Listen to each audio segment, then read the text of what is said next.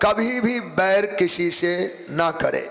बैर करने का परिणाम अपने पर घटित होता है। जिससे हम बैर करते उनका कितना भला कितना बुरा होगा यह बात तो उनके हृदय जानता हो, पर अपना बुरा आज से आरंभ हो गया। जब से किसी से बैर हमने की, उद्वेग उत्पन्न होता है, मानसिक अशांति हो जाती है, उन्हीं का चिंतन चलता रहता है, उन्हीं में मन लगा रहता है।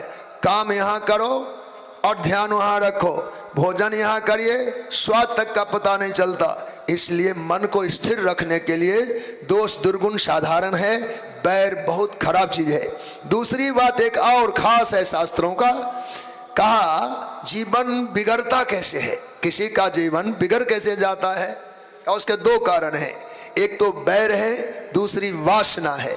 अगर अंतःकरण में कोई वासना रह जाए तो आप ब्रह्मा भी चाहें तो आप उबर नहीं सकते, जन्म लेना ही पड़ेगा। निष्कामता जब तक नहीं आती तब तक जीव को जन्म लेना उनकी बाध्यता है। फसल कटते आपने देखा होगा, फसल कटने के बाद में कुछ दाने खेत में झड़ जाते पर उगता नहीं है। लेकिन जहां एक बरसात आई, एक वर्षा का जल का सिंचन धरती को हुआ, जहां नमी आई सारे खेत में हरे हरे घास उग जाते, वो बीज पनपता है।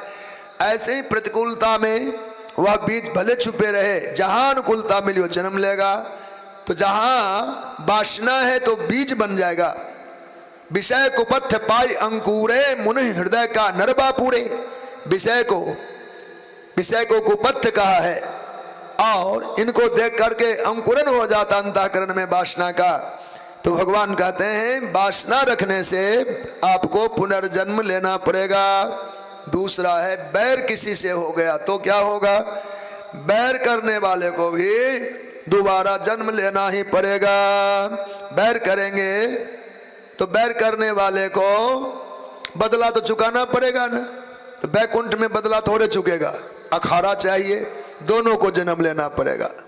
जिसने बैर किया उसको जन्मना पड़ेगा, जिससे बैर किया उसको जन्मना पड़ेगा। भगवान को देखिए 3 बार आना पड़ा, 3 बार द्विज वचन प्रमाना।